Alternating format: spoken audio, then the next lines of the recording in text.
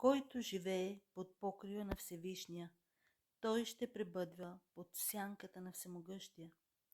Ще казвам за Господа, Той е прибежище мое и крепост моя, Бог мой, на когото уповавам, защото Той ще те избавя от примката на овеца и от гибелен мор.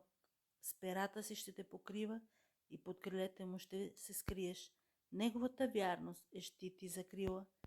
Няма да се боиш от нощен страх, от стрелата, която лети денем, от мор, който идва в тъмнина, от погибел, която опустошава сред пладне.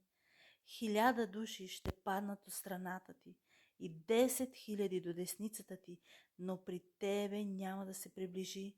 Само с очите си ще гледаш и ще видиш възмездието на нечестивите, понеже ти си казал: Господ е мое прибежище и си направил Всевишния в свое обиталище, затова няма да те сполети никакво зло, нито ще се приближи язва до шатъра ти, защото ще заповяда на ангелите си за тебе, да те пазят във всичките ти пътища.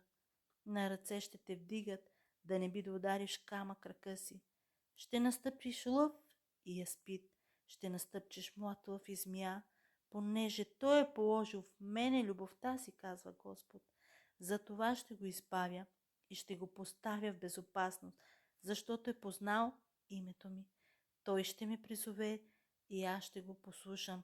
С него ще съм, когато е бедствие, и ще го избавя и ще го прославя и ще го наситя с дългоденствие и ще му покажа спасението, което върша. Амин.